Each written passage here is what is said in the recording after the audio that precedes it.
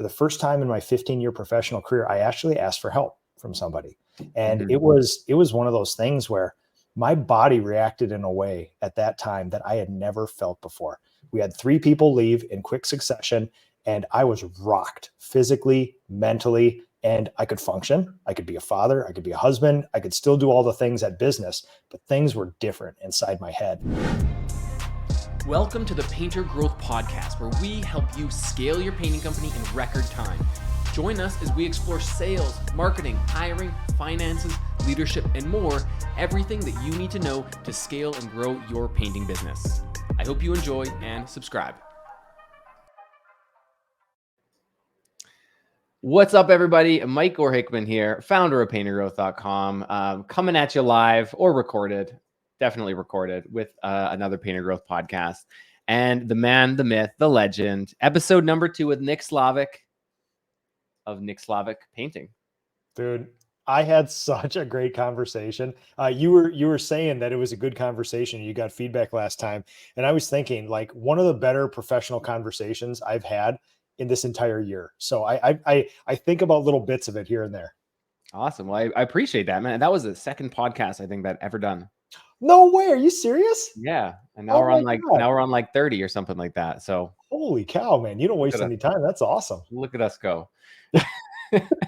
So you were just telling me, let's just actually, before we jump into the good stuff, before we kind of hit record, we were just talking about the state of the painting industry and how blessed we are to have so many cool, unique, interesting, and smart people in the industry. You know, we're bringing up names like, Jason Paris. We have people like Brad Ellison. We got Nick. Speak to that, man. Like, how are you feeling about the state of the industry right now? Yeah, I feel like, in typical, I normally say Minnesota in passive aggressive, low self-esteem fashion, but you're, you from the northern part of North America, you know what I mean. Passive aggression and sort of low self-esteem runs in all of us. And we have a hard time saying that we're unique or special or that, in any way we're a snowflake. But I think this industry is that. And it took me a long time to come around to the fact that, like, well, it's just a bunch of old house painters. And guess what? I love this stuff, but I'm just some weirdo that happened to find painting. I'm sure there's this equivalent in every other industry. And I get people from other industries saying, I don't think you should think that's obvious or assumed in those other industries. And when I tell them what's going on here in the bright minds and how people start and scale and take care of their people and all this other stuff, it's like, wow, that actually sounds like a really interesting industry. So yeah, I think, we always say it's the Wild West, but it's a deeply fragmented industry that has a lot of fun things going on. You have most people being small and not making much progress, and in fact leaving, and you have a few people coming in and right to the top. That's interesting, the delta between those. It is. And, I'll talk to a lot of clients who come in, and this happened several times, even in the last month, where they'll come in and they'll be like, I can't believe I didn't find a community like this sooner. Like, I've been on my own for years, ready to give up. And I didn't know other people are going through the same issues in their business that I'm going through.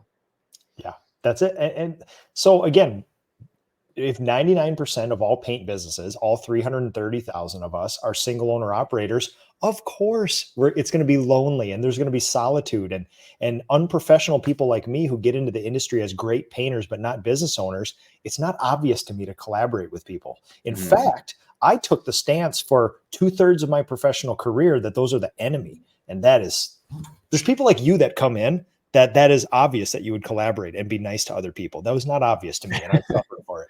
Yeah, that comes right back to, a scarcity versus abundance mindset. It's right. It's like, if I give away my secrets, then my competitors are going to take all the paint jobs. Secrets. Right? It's all the same stuff. It's just how well can you implement it, and how well can you get other people to implement for you? That's it. And how good of a manager you are. Yep. Mm-hmm.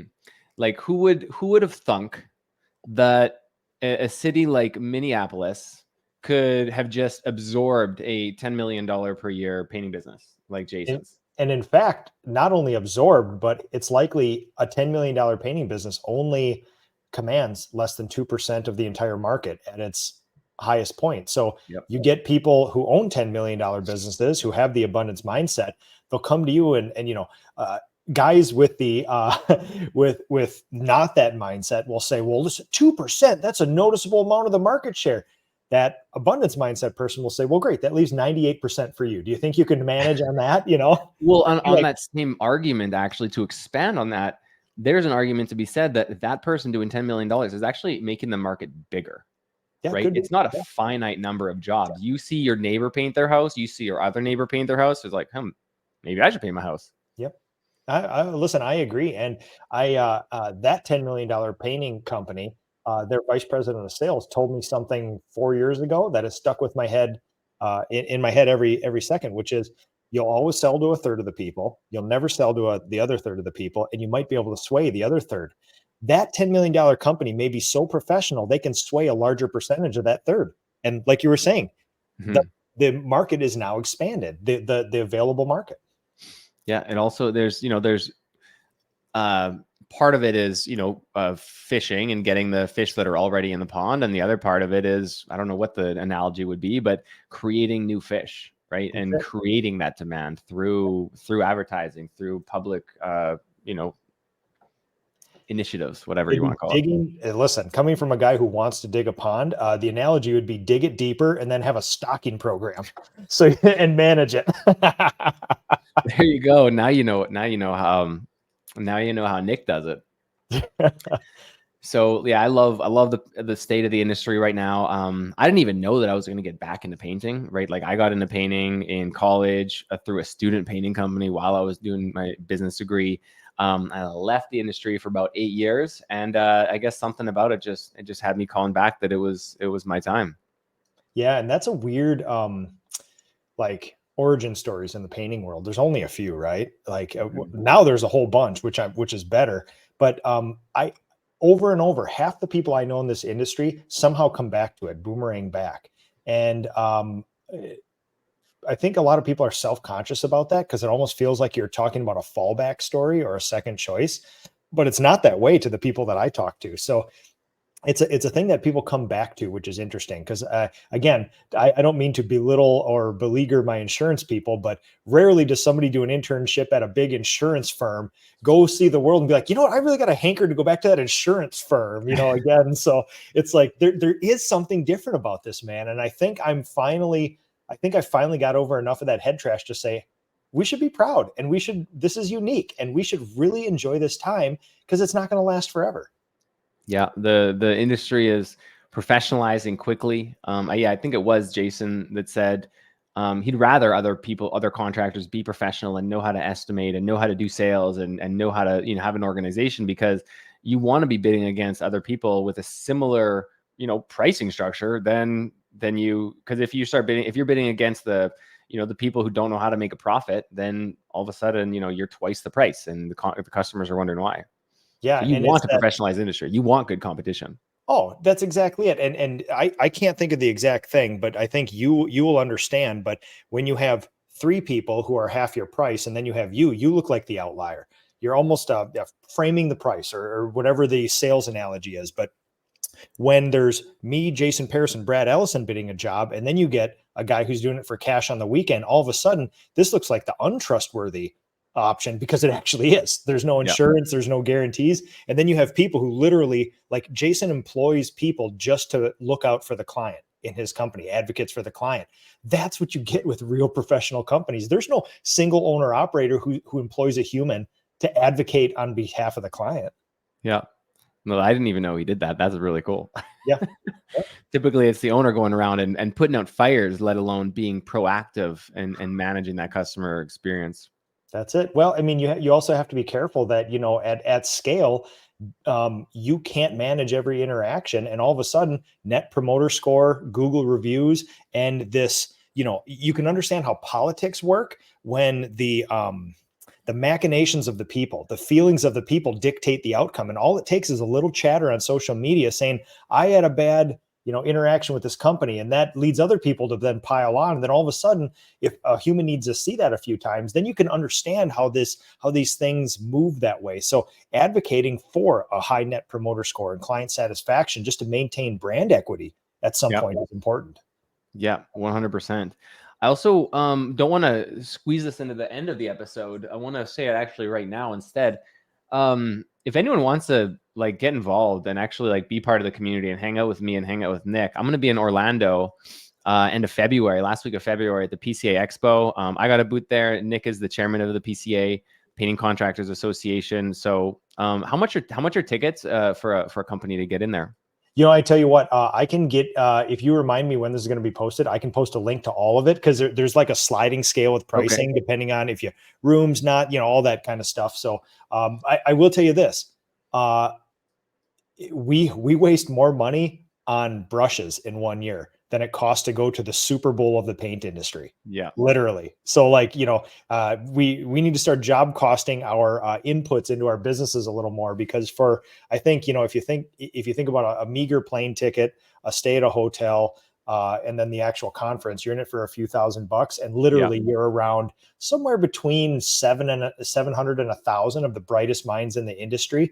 And not just listening to lectures and podcasts. Evenings, you have an 8-hour conversation after the day is done, talking about exactly what you want, and people walk away just like energized and inspired. Yeah. I'm super excited to be part of this one. This is my first expo. I just missed it last year.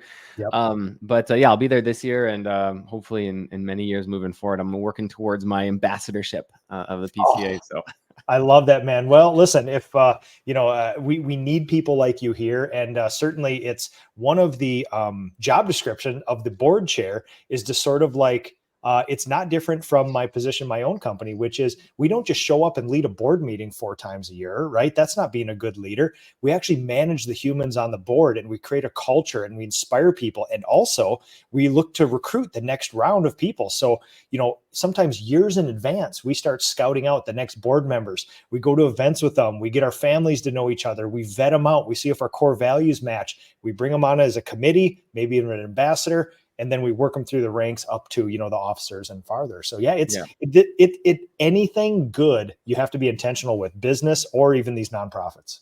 Yeah. And those organizations, when there's someone like you who's so passionate leading it, that just will thrive that much quicker. Yeah. And it's, every chair is brought on. We're very intentional about bringing in a leader at the time that this organization needs something they possess uniquely, right? This is a 140-year-old nonprofit, right? It's been serving our industry since the 1800s. It has seen the birth of the industry, the growth of an industry, and everything else in between. And at 2-year intervals, this thing needs something else. This 2-year period, they need somebody who loves us more than anybody else, and to get the word out about it. And that's my contribution to it. Incredible. So it's a 2-year term? Yeah, if I don't get removed from office, impeached or something. So, fingers crossed. Yeah, I imagine you're likely fairly safe there. Yep, exactly. So, well, it is a volunteer organization too, so it's one of the. yeah, I guess so, right? So let's get into some concrete tips. This podcast, I really like to make sure everyone can walk away with something they can action in their business and actually learn, and getting part of the community is hugely valuable. Let's get into the sticks. So you were just telling me before we went on that you implemented some new processes in your business that did what to your profitability? Yeah, so we set a record, man. My business has been around for 15 years. We set a record for not only revenue generation, but profit. And those two things, when they coincide together, that should raise everybody's eyebrows. It's a beautiful thing. Yeah, it's the best thing, arguably. Yeah, absolutely. So just before we talk about what the solution was, what caused you to want to build a new system, and what part of the business was it? This was project management, major overhaul. Yeah. Okay. And so what sparked the desire to do an overhaul? Yeah. So I'm still decompressing from this. So I have to put a couple asterisks in front of this story, this is fresh. This was August for me. Right. Okay. So I will talk about this in a way that could be taken a lot of ways, but I want people to understand that the humans I talk about, I love dearly. They're friends of mine. We're all professionals and everything else. But we lost half of my leadership team this summer at the peak of summer. And there's a lot of ego wrapped up in this. So a guy like me has a lot of problems talking publicly about this, but I've started this summer decompressing after We've gotten through it. I have the data. I have the feelings. I talked to all my peers, all my coaches, and everybody else, and I understood what it was. We know what caused it. We know what the solution was. So I feel a little more comfortable here. But it's one of those things where you're Ask a Painter, you're the chair of the PCA. Everything must be going great. We know that doesn't happen, right? And I lost half of my leadership team this summer at the height of the summer. We had $1.2 million of sold work on the books waiting to go. And I had nobody in the office and I had no project managers. And we pivoted instantly. I called upon my friends from the PCA and we fixed it in a big way. So what were so that's a nightmare situation for any No, painting the contractor. nightmare situation. Yes. Yeah, absolutely. Right. Not even just losing a painter or two, but losing your leadership. And as the owner, it all falls on your shoulders. That's it, man. If you want your company. You have this asset, which is the PCA. What did they do for you? Why did you call them first? Yeah. So I'll say this once more and for the last time too, which is these people who left my company, we are friends. We are professionals. I care for them deeply. I want people to listen to this story. And when I talk about it, I own this 100%. This is a failure in management and less of the humans, right? I take full ownership of this thing. So 6 to 9 months ago, I felt like there was a rift in the force on my team. There was more stress. People were working longer hours and things like that. And a couple months into it, I finally realized that the stress was getting to the point where people are like, their performance is dipping. So I tried to do everything I could to coach, develop, empathize, pull people out of that. But by that time, that part of my leadership team was they weren't going to have their minds changed and they thought about their jobs differently. So we made a very professional transition, but still in a very, somewhere between 3 and 4 weeks, they all exited and we replaced them. So instantly, this is the first time in my professional life. Like there's a lot of, and I want to keep this succinct, but this is a million thoughts bouncing around in my head. We got time. So there is the project management role and the project management process and all that just like clinical stuff that it takes to solve this. But this was the most personal thing that I've ever had to fix in my business because this was a failure of me as the leader. I was not a good manager for these people. For what we needed, for what I was asking for at that time with that system, I failed them as a leader. So when I talk about getting new people and changing the system, you understand that 80% of this was me coming to terms with my ability to lead and having to change that way to lead. And then we also changed the system and got some new people. So for the first time, I say that because for the first time in my 15-year professional career, I actually asked for help from somebody. And it was one of those things where my body reacted in a way at that time that I had never felt before. We had 3 people leave in quick succession, and I was rocked physically, mentally, and I could function. I could be a father. I could be a husband. I could still do all the things at business, but things were different inside my head. And so immediately I was like, wow, I think this is the time that it feels like other people would reach out for help. And I did. And I first called one person, probably the closest person to me in the industry. That person shut down their life and came and helped right away. And initially it was, hey, there's stuff that we need to do. You know exactly what that is. Let's just do it. Let's just do the stuff right now. We did that. And then we would spend evenings together. We would spend, more time together to work through like, okay, great. Fixed everything. But now what do we do about you? Right. Now, if we don't want to create this again, that. And then I had another friend group that was very close to me that actually flew here and spent time with me at a time of need. And it was just one of those things in your professional life where it's like, if I didn't have the PCA, I literally would have been alone. I wouldn't know who to call. There isn't a human I could call to do this because it's so hard to find somebody of your peer group that experiences anything like this. Like, yeah, your friends and family don't want to hear it, or they can't help. Like they'll listen to you, right? But they can't give you potentially like accurate information. Well, yeah, even so, let's say that I still spoke to my father, but he was a single owner operator in the painting industry his entire life.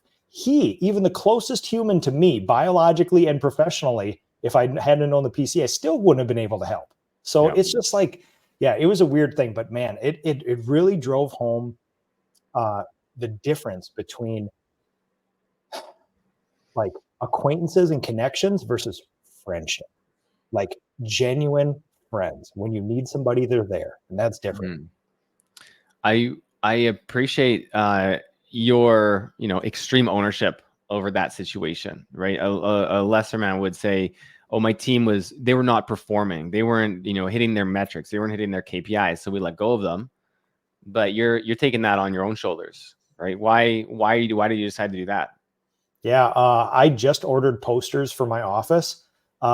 It's my above the line, below the line thing, where people above the line, ownership, accountability, and responsibility, and below the line, blame, excuse, deny. Yes, I could look at any of the people who aren't here in my company for the history of it and say, yeah, they didn't do well, so they're not here. But why didn't they do well? Right? Was everything set up perfectly? Did they have a perfect manager? Was their pay scale there? Was the incentives there? Were the jobs there that they needed? I would say maybe no, right? Maybe no. And at the end of it, I just know that after 15 years of doing this, erring on the side of taking responsibility, even if it's a gray area, even if you feel like it's not your fault, at a lifetime scale is a way better strategy, honestly. Yeah, absolutely. I agree with that. Um, Typically, yeah, 99% of issues within a company can be boiled down to the leadership, right? The leader at the top not doing something as well as they could be doing. Yep, and it's one of those things where it always in my career I've seen it swing both ways in companies, that I help out, and either the owner is just breaking themselves, martyring themselves, nobody appreciates it, they're taking advantage of it, or vice versa. It kind of swings those ways. Yeah, 100%. So what were, so we have two areas of major change. We had actually three. So we had the team, Yeah. we had the systems and processes, and then we had what you changed internally. So we don't need to worry about the people, because the people are people. I'm sure they're wonderful because you hired them. And they're awesome humans. Let's look at the processes first. Yeah. What did you change within the processes to ensure that type of issue wouldn't happen again?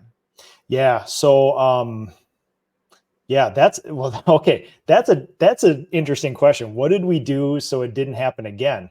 Well, what's interesting is that um, if you want the highest probability of it not happening again, the system has to be as automated and intuitive as possible.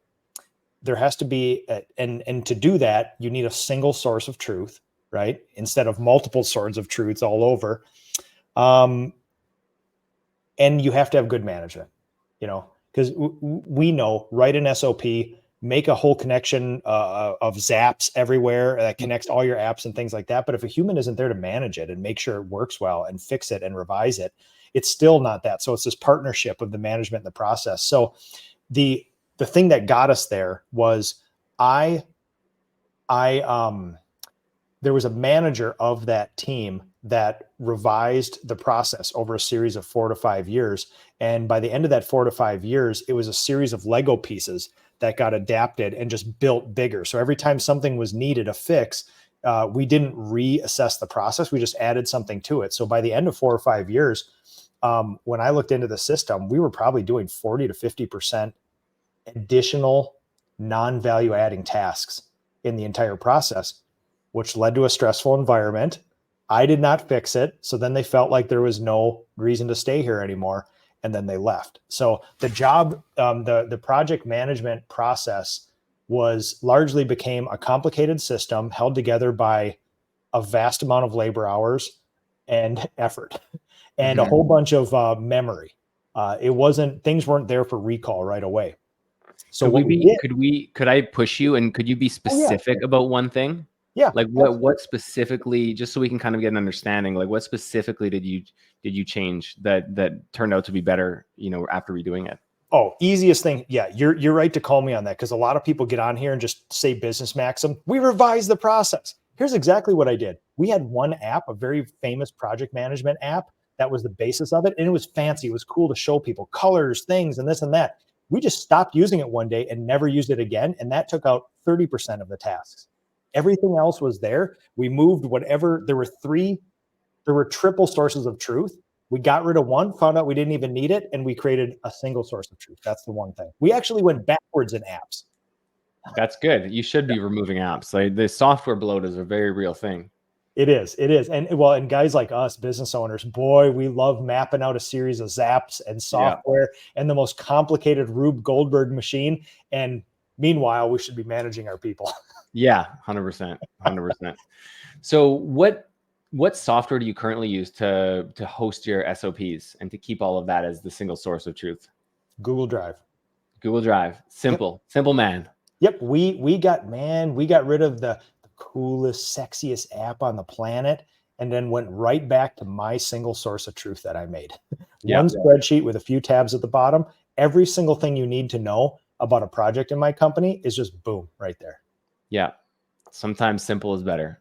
It is. And it fits our, what I would never tell people is you have to make your own spreadsheets and glue all this stuff together. That fits our personality. The ethos of this company is that. And because I'm the architect and the maintainer of it, I'm perfectly fine with it. I get a ton of energy out of doing this stuff, of making the simplest version of a spreadsheet that we need and just looking at it. And then there literally hasn't been a week in the last 10 weeks where we haven't changed that. If we had a piece of software that we just subscribed to again, we would still be learning that software. So for me, I can make a change instantly overnight and fix it for my team. I think the moral of that story is that it doesn't really matter what tool you end up using as long as you use it. Yes. And I just spoke with the owner of a software company, I think it was yesterday. And it's literally that word, what you just said is perfect. Whatever one you use, but somebody has to champion it. Like championing and having an inside champion of this thing is the key to everything. So as the business owner, if you are not the champion, guess what? It's likely that your estimator is not going to be the champion, right? So it's you need to be 100% on board. You need to have energy, and whatever one you comply with will be the best. Hey, I hope you're getting value from this podcast. And if you are, I want to make a quick request from you. If you're a painting contractor and you're looking for ways to easily get more leads, sales, painters, and generally scale your business quicker, then go to the description of this podcast right now and book a call with my team. It's going to be the top link. It'll be a 30-minute call where, regardless of if you decide to work with us or not, you're going to leave with a ton of value and clarity on your business and your priorities. So go to the description of this podcast, book a call. It'll be the top link, and we'll talk soon. Now, back to my conversation with Nick Slavik. So moving to that third category now, what did you change in terms of your management style, your accountabilities with your team? How are you going to prevent those types of, inconsistencies or issues from popping up again? I can tell you how I'm going to try to, because of course, it's not going to be perfect. Dude, this is likely the biggest struggle of my life right now. People have no idea, especially within my company, you would think that when you get to a company of my size with all these people, you'd be kicking back and drinking a blue drink somewhere. And honestly, I might be entering maybe the most challenging professional period of my life, not by the bulk of hours worked, but because a professional, stable, consistent company needs a stable, professional, consistent manager. I am a firefighter, cowboy, founder, grower, scaler, right? I can do big bang stuff. I can do moonshots. I can take nothing, make it into something. I can do it with 20 hours a day. I can get energy from it. I love it. I'm jazzed up. Problem is, that's not what my company needs right now. And it's likely that firefighters will never become professional, consistent general manager and CEOs. Like that statistically wouldn't happen. There's many, in coaching, you don't hear many coaches say, absolutely, here's the SOP for turning a firefighter into a professional general manager of a company that has a button-up shirt and office hours and daily one-on-ones with their crews, and they're consistent. It's like, that is not me, man, but that's what my company needs. So that is what I'm entering into. It could be 1 year, it could be 20 years. I don't know what I'm in for, but it's hard. It is hard. And so have you decided that person is going to be you?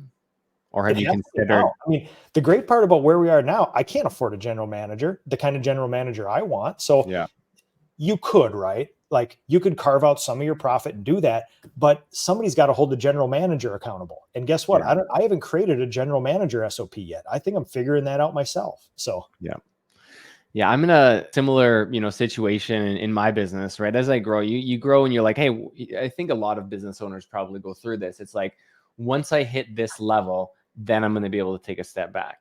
But then, you get to that level and you're like, that tastes pretty good. I'm I'm gonna get to this next level and then I'm gonna take a step. And then you get to that level, we're like, all right, let's go. And then you Listen, find the next thing that you have to do in your business to get yourself moving forward further. and not only that, you look back and we always talk about, oh, I'm in the bucket, I can never take a vacation. The easiest time in my life to take a vacation is when I had 3 to 5 painters and me. That was just it.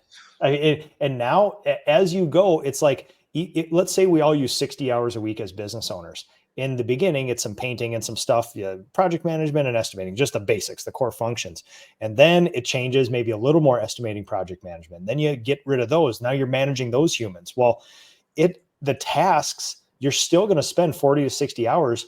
You're just going to have to manage the humans now. And whereas painting and sales and project management and getting those things moving might give a firefighter or a cowboy energy, daily one-on-ones and having an SOP for conflict resolution and this, and just like monitoring, like, hey, we have to check time cards every day for every job to make sure that people punched in. I just want to like claw my face off. It's like, that is like, I do it, right? I'll do it and I will do it, but I don't get energy from it, Yeah. So that's what I'm going through. That's my inner monologue right now, which is I'm getting a lot of help with this, as I've recently found out. Reach out to people, but I'm finding little wins that makes me think I'm capable of this. So it's that is good. Yeah. That is good. And you're different than most, I would say. What I typically recommend my clients when they're like, where should I grow my company to, or what should I do? Like, how big should I try to get my company? They at first ask them, like, what do you like to do? Like, what do you enjoy? Do you like production? Do you like painting? Do you like sales? Do you want to be a manager? Do you want to not work at all? And then based on like what gives them energy, like you said, that takes away energy. What gives them energy? Okay, let's structure what that ideal business looks like in a perfect world. And then let's do our best to try to get there. Yep. That's it, man. And I think it's really weird. Like, I have this one weird data point that when I lost my office coordinator, never replaced him. I'm a $3 million painting company that doesn't have an admin, and we don't need one. Yeah. I mean, like, that is, so again, it's one of those things of like, some companies, they hate estimating more than anything. So obviously you're going to be a way better project manager, and then all vice versa. But that's one of those weird things where, based on our personalities, we create these little machines, and these machines are just like, portrayals of who we are. And yeah, the outward expression of my personality into a business is one where these weird admin tasks for 80% get absorbed in the general stuff we do every day, which is a weird thing. So now that you've overhauled a whole bunch of production systems, management systems, all buzzword here, there, Maxim. What are you noticing now? Like, what happened to profitability? What happened to team morale? Like, what's the aftermath of that? Yeah. As a leader, sometimes you never know if, like, of morale, revenue, and profit, if two of those go up, is that a win? If one goes up, is that a win? Do you get to choose which one? Is a win only when all three go up? Those are like big questions that leaders have, right? What I found out is that I always used to thought it was a combination. If you can get two out of those three, hey, whatever. Nobody's perfect. We got so many humans, that's fine. All three of them went up. And then there's probably two other categories that went up as well too. So what I realized was, what a real win is your people are happier. We work somewhere between 30 and 50% less hours as a team now, and we produce more revenue and more profit. So it's literally all around wins. Yeah. So you got through a backlog. You got through your summer backlog while replacing your leadership of whatever it was, some odd $1 million of work. What is your plan moving forward with your business now into 2024? How are you gonna keep this train rolling? Like you said, you're gonna maintain your position as the general manager, right? Yep. What's the plan for the business overall? So, I assume you're familiar with traction and a VTO and all that. Yeah. So, the second I got done with August, and I did a triple confirmation of all my P&L and my books, I took my VTO and I basically tore it in half and threw it away. It's like, we will be starting over from now on, because I now know what possibilities are of this thing, and I had been so long in this system where we're grinding, and we're we're doing good things and it's great and it's awesome, but it just kind of felt off, And then I realized after such a long time what was off and how to fix it. And we did. Now all of a sudden it's like, now you think about the next couple of years differently. So honestly, right now, what I value the most is stability, consistency, and certainty. Um, Not only is it better for the humans in my company, it's going to make me a better leader, right? If we keep going on this scale of growing 47% a year, guess who's not going to be a professional, consistent leader? I'm going to be out there firefighting, baby. I'm going to just fire hose here, standing out in the parking lot, doing everything I can to help my people. And that's not what a company of this size needs. So I think overall, this is going to be much better. And I mean, even outside of that, my goals, my goal is to reduce my working hours by about 50% next year. So not do 50% less, reduce the hours. And what that'll do is make me be that professional, consistent manager that finds a human to do it or finds a system to do it or a combination of both. So I don't. Yeah. So to get that straight, you're going to stabilize at your current revenue level for another year or two and just really iron things out, make this thing a well-oiled machine, reduce your working hours, and increase your effectiveness the same way that you increase the effectiveness of the team over the last few months. Yep. And this is one of those things that is super obvious in kindergarten math, but when you say it out loud to other humans, it's almost stupid how obvious it is. You can have a $3 million business at a 20% net profit or a $6 million business at a 5% net profit, right? 10% net profit, whatever the half is. Sure. One has twice as many people for the same amount of money. And that is stupid. That is just stupid. So now we know, like, it's this painting business stuff is not a mystery. You grow in chunks and leaps. And I know exactly what the next chunk is. And my team has to be stable. We have to be maximizing our bonuses and pay. We have to all want to do it because it's a big thing to go back to growing. The next leap is going to be a 50% growth again. So it's one of those things where it's like, we need to be on board and I need to make sure that I'm a stable manager enough to keep the helm going. Yes. And building on a stable foundation, if you have cracks in that foundation, it's going to be bumpy ride. Yep, exactly. And it's one of those things too, where it's like, I can see a couple systems in my business that still need to catch up, like marketing. We've made one of the biggest leaps and bounds ever in efficiency of marketing this year, but still we haven't gotten to the thick of the winter. So now that thing is going to be battle tested, my plan, in the next 3 months. So we'll find out if it's an overwhelming success, then it's like, hey, that's one of those small wins that tells us here's how we got to this win. If we keep on going, we'll be ready for that leap if we want to. Yep. So you mentioned traction. We've talked about traction on this podcast before. A book by Gino Wickman, wonderful business the EOS system, the entrepreneurs operating system. And they have a concept called the integrator, right? The visionary integrator combination. So just for the listeners, the visionary is typically the founder of the company, someone who is, driving the vision. And eventually the company gets to that point where they need an integrator. They need someone to take that vision and make it a reality because they don't have the visionary doesn't have enough time to do all of the things needed to actually execute on the vision. What's your plan on eventually bringing on an integrator? Yeah. So my feeling is that I might need to make 2 leaps before I bring on, and I use the word general manager because that's more widely accepted, but that is an integrator. I mean, literally I am, all as business owners, especially me, we are the visionary and integrator together, whether we want to or not. Most of us are visionaries that have to integrate once in a while. So yeah, the plan is, I think we could do it in 1 more leap.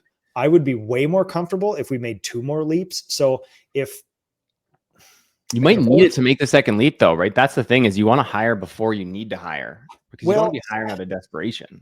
No, so I agree. And I believe that there's 2 distinct branches on the decision tree. And I've taken the distinct choice. This is not a mistake. I've made a choice to go beyond and do more jobs than I need to make sure it's battle tested and there's an SOP there, so that when I do hire that overhead position, it's an immediate relief. And it's almost like a guarantee to me that I know that I made the right choice. Now, that's not better or worse than hiring before. It just fits my personality better. I mean, I envy those people who can hire a team of 4 or 5 people on leadership team and say, well, we'll just find enough revenue to support it. And that fits their personality a little Yeah. bit better. So yeah, yeah, I think the overall thing though is you're going to need help. And you can Yep. understand why people take on partners and things when they want to grow aggressively too. Yep, absolutely. An integrator, for example, integrator general manager it's something like where you're in that position where it's like you're gonna just take a little bit more pain for a little bit longer, right? Do the harder thing for a little bit of longer time. It's nice seeing those monthly profit and loss statements and not having that overhead expense in there too. Well, it's I speak with some very large paint companies, and it's one of those things too. When they grow their team, they're like, "Oh, I'm just so good at it. It doesn't take me that much time, but I know I can't do it. I have to hire somebody," and they know what the expense is, and they're like, "Oh, there's kind of this loss of that revenue," but at the same time, they're like, "I'm making the professional choice for my people to grow, so that this whole thing isn't dependent on me." Exactly. And that's the whole point. You talk about, for anyone who's thinking about one day selling their business or creating enterprise value, then that's a mandatory step to make any sort of level of sale of a business is you need to have that general manager person in place. Yeah, and that is sort of like the dirty secret of service businesses, which is, at one point I thought, well, if I'm $1 million business, what the hell am I going to do with all this time and money that I'm going to have? Well, you realize at the 800 to $1.2 million mark is probably the craziest, stupidest, angriest, frustratingest form of business you can possibly do, right? Because you're barely can afford an overhead position, but you got so much stuff to do. And you're like 1 or 2 more painters worth of revenue, and you could probably afford it better. But it's just like a painful Yeah. time if you don't have the right personality. Yeah. I frequently say there are two critical pivot points in any painting owner's journey. And the first one is that decision to hire that first painter. Oh, And then that second decision is their decision to hire either a sales rep or a production manager. yeah. Yeah. And it's one of those things too, where I went on that hero's journey too. If I hire a painter, how's any of the painting going to be right? If I don't do any of the painting, how's the painting going to be right? If I don't order the paint, if I don't schedule the jobs, if I don't do the estimates, if I don't, and pretty soon you realize, no, if you're a good manager, absolutely, you can teach what you know to other people, and you can absolutely do that. That is no problem. But I've been on every single one of those, man, all the Yeah. time. I was talking to a client this morning, actually, on one of our group coaching calls, and he's setting up a door-to-door marketing team. And he's like, my marketers are great, but what I find is like every Monday I go out for 3 hours and I drive around and I find the neighborhoods that they're going to go to. And he's like, I don't have time to do that. Like I don't know a better way. I'm like, does that skill of going around and driving neighborhoods is that a unique thing that only you can do? And he's like, well, but I only know what I'm looking for. Well, could you write down what you're looking for and explain that to somebody else in like a reasonably concise way? It's like, well, yeah, probably. And then could you create a compensation structure to like get someone to do that for like $20 an hour plus gas? It's like, well, probably. Okay, go do that. And that's really fun too, because I have a high school intern as I've had for the last couple of years, and we did just that. We made door hanger routes for people, and he's like, "Well, Nick, how am I supposed to know houses? I'm an 18-year-old kid who knows nothing." I was like, "Look for the pools, man. Go on Google Earth and look for the pools, the blue things. Circle those neighborhoods. That's where we're going." Yeah. And Yeah. also, I mean, it's crazy. Like through my work with other flyers too, the U.S. Postal Service has their EDDM thing. You can look up every postal route in the country. It'll tell you how many people, the income, the all this other sort of age and things like that. It's crazy. Yeah. There's a lot of tools like that. That one works well. There's like Census Mapper. Oh God, There's yeah, one rich block, poor block. You can do all you get. You're so much data at your fingertips. It's yeah, insane. exactly. Yep. So anyway, he went that. I was like, make sure the grass is cut and there's no boards on the windows. That's a low standard. Yeah, well, they're in West Virginia, so it's like it is a lower income state. So they just got a different bar. But you gotta. Exactly. It's all good. Um, but I guess that kind of brings the point of nothing that you or any business owner is really doing for the like 95% of it is unique or special or like you're the only person in the world that can do that. And we get caught up in it as business owners thinking that we're the only person that can do these things. When in reality, there's been millions of painting businesses before you, and there's going to be millions of businesses after you that will all be successful without you touching them. That's exactly it. I'm going to my phone to do a quick bit of math here, which is how many people in the United States? 330 million. Yeah. 1% are painting contractors. Is that the math?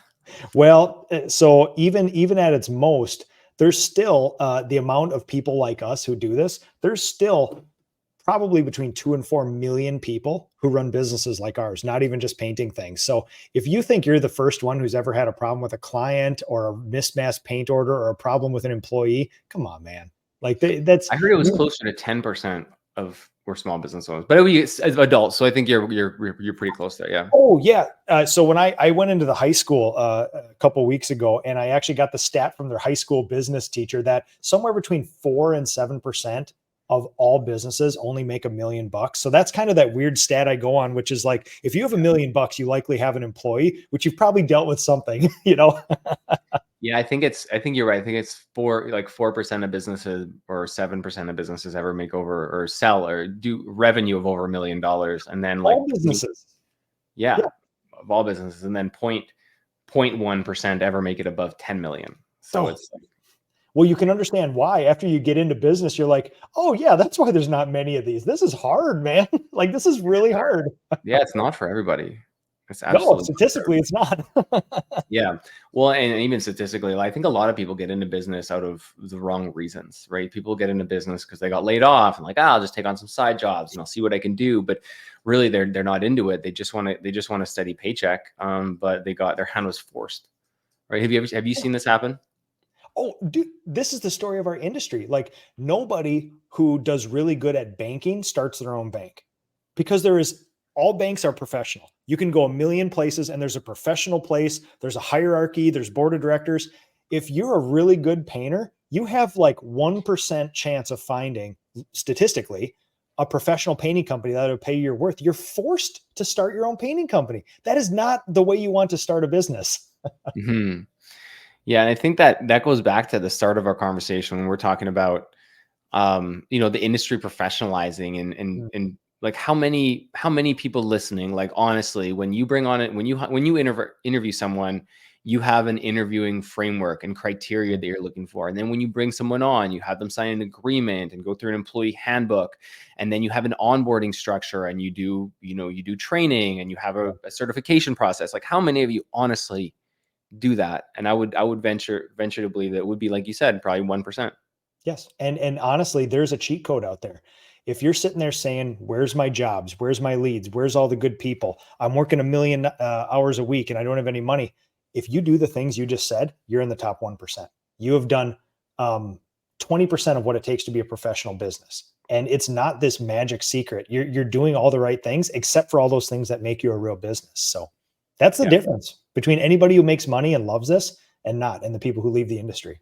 Yeah. Well, and then there's the third category, the people that just paint as solo business owners with a helper or two for 45 years. Not saying that there's anything wrong with that, but always dreaming that it's going to get bigger, it's going to get better, we're going to get out of it, things are going to change, but never doing anything to impact their situation. That's it, man. And that's again, if I know some people that I could not be more inspired by that are 1, 2, 3, 4, 5 person companies. It's a lifestyle business. They know it and they maximize it. They make so much money. They have so much free time that they can do the things they want, invest in real estate, snow ski, travel, things like that. But they absolutely know what they're doing and they know the risks and rewards of it. Like you said, it's that guy who dreams, if I work really hard, I'm going to have a business to sell. Well, the sad truth, like we were saying before, almost no home service business is sellable if the owner is still working in it. That's this blunt truth that we all need to say to each other, because at $3 million, which we are right now, I think I'm barely sellable. And I could make the argument, if I'm being really self-conscious, that I'm absolutely not sellable because I still do stuff in the business. So yeah, if you're at 3 painters and you think you want to have a sellable business, you got a long way to go. Now, the good part is that map is laid. You just have to do it, fortitude to do it. But therein lies the hard part. Yep. It's been done before. It's been done in painting a lot less than it's been done in some of the other industries, like roofing. Roofing is quite an established business, right? You get all the professionals, even the solar industry, brand new, immediately Huge. professionalized. Yeah. right? Painting is just taking a bit longer. It's because there's so many cowboys.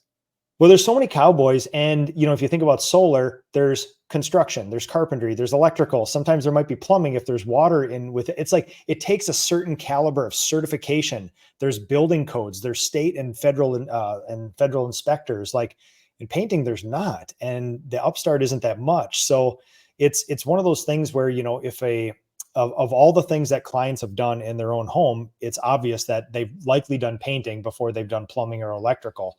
It's just an easier thing to do, but not an easy thing to master. So it's accessible. It's not that expensive to start up. So we find a lot of people in it, and that kind of leads to that fragmented sort of industry, Very low barrier to entry in a painting business, Oh, right? You could get started in a big way for like $3,000, right? Oh, Buy a and few ladders and listen, there's part of me who wants to move to another state and shave my beard into a mustache and see if I can start with a 5-foot wooden step ladder and a rickety old S10 pickup truck.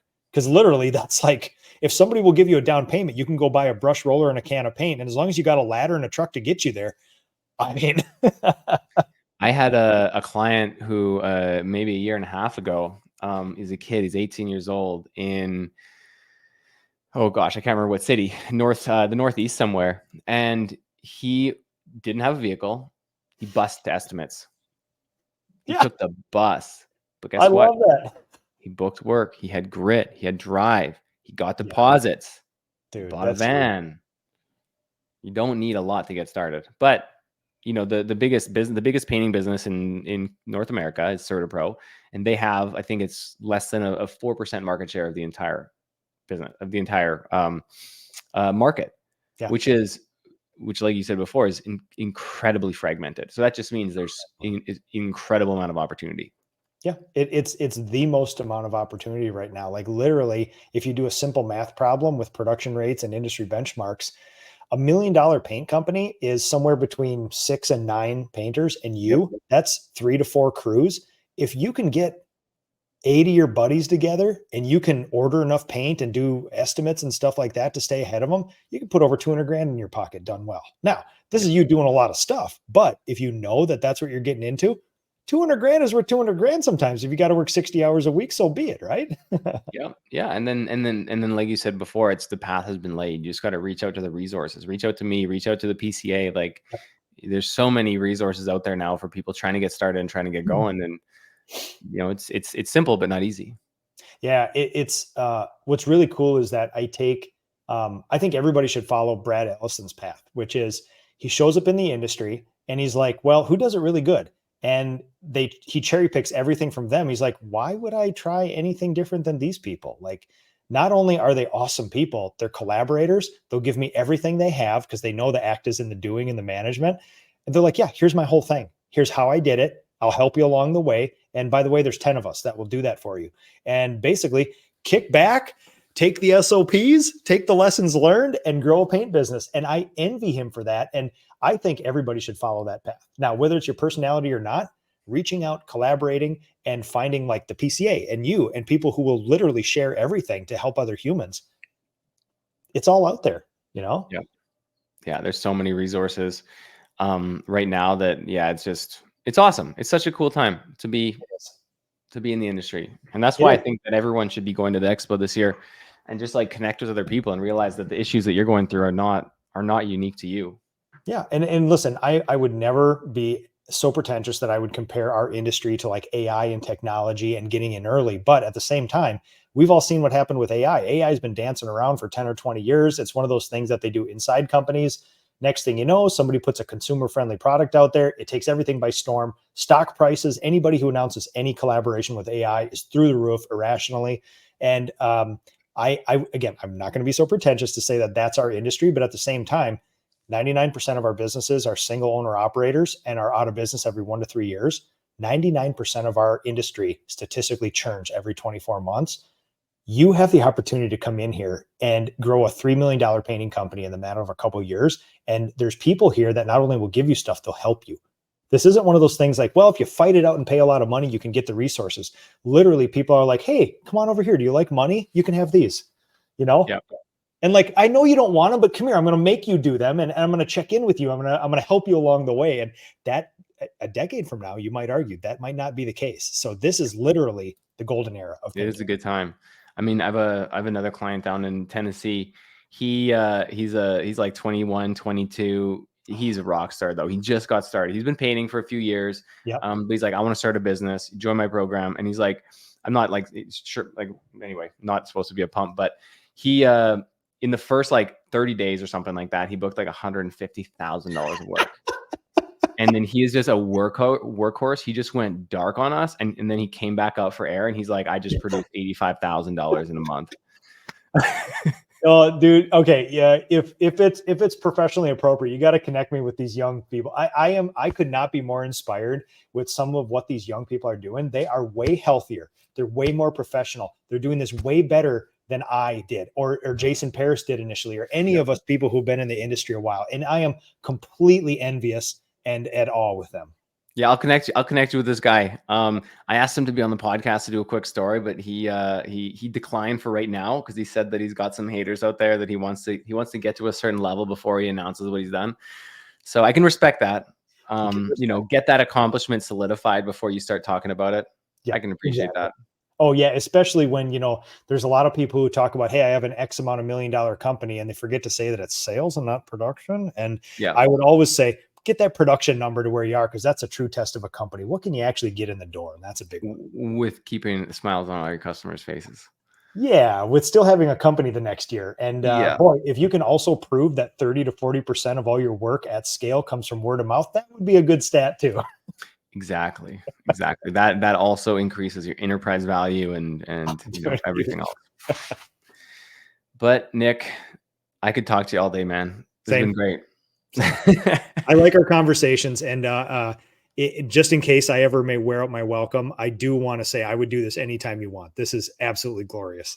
I love it, man. You're going to be a regular on the show. I definitely appreciate it. And hey, wild idea. I wonder if we could bring the equipment and do a live one in Orlando. We should absolutely do that. We could go dual. I do a bunch of Ask a Painter stuff from there too. We could fire up both streams and go for it from your booth or something too. Great. So. You'll have your gear. I'll bring some gear, and we'll get it done. I love it, man. That you would consider is awesome. So I'm going to throw the links to the PCA Expo in the description of this, wherever you're listening to it, Spotify or YouTube or whatever. And just check it out. I mean, there's going to be a great group there. Hang out, have some drinks with us, have some meals, just chat. Let's have a good time. It's our Super Bowl, man. Thanks again, Nick. Talk soon, man. Thanks. Thanks for listening to the Painter Growth Podcast. If you want to grow your painting business, go to www.paintergrowth.com or click on the top link in the description. Talk soon.